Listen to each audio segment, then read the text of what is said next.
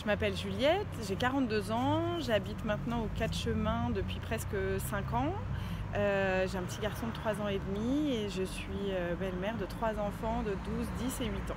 Nous, il y a eu une première étape au mois de juillet quand le préfet a annoncé vouloir délocaliser les usagers de crack du jardin des Halles jusqu'à la porte de la Villette. Il y a eu une grosse mobilisation. La pétition qui a été signée par plus de 3000 personnes a eu un peu son effet.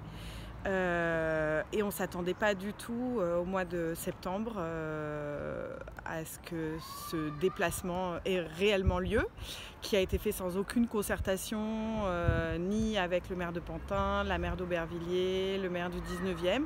Donc tout le monde a été pris au dépourvu.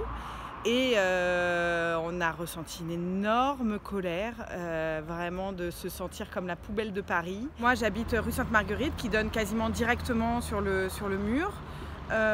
Autant au tout début on ne voyait pas tellement d'usagers de crack arriver vraiment dans ces rues de Pantin. Maintenant ça y est, on les voit régulièrement, on sait qu'il y en a qui dorment dans nos locaux poubelles, qui dorment dans nos parkings.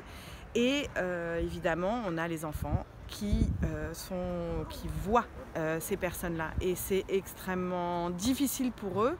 Ils sont confrontés à des images qui les choquent. Et donc, la dernière fois, en me promenant avec les 4 enfants, ils ont été vraiment figés de voir un consommateur de crack qui était dans une grande désespérance, pieds nus. Et c'est quelque chose qui les a beaucoup bouleversés. Donc, on en parle beaucoup à la maison.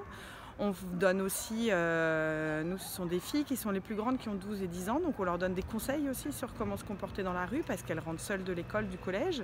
Alors les conséquences concrètes, c'est que déjà on parle de drogue à la maison, ce qui n'est pas forcément un sujet dont on parle facilement avec les enfants et surtout de cette manière-là, mais ils y sont confrontés, donc on est quelque part obligé d'y parler, donc on essaye de le faire avec toute la pédagogie, la bienveillance du monde pour leur faire comprendre que c'est une situation un peu exceptionnelle, même si eux c'est leur réalité, leur quotidien de tous les jours. Oui, des fois des questions qui vont sembler complètement absurdes de la part des enfants. Pourquoi il n'a pas de chaussures? Pourquoi il parle tout seul?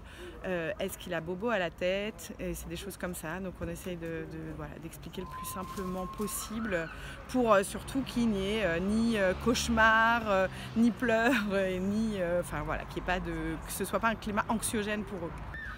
Dans un pays comme le nôtre, en 2022, aux portes de Paris, c'est inacceptable, mais c'est inacceptable nulle part de toute façon. Mais on est dans une réalité, je ne pensais pas un jour voir ça de si près.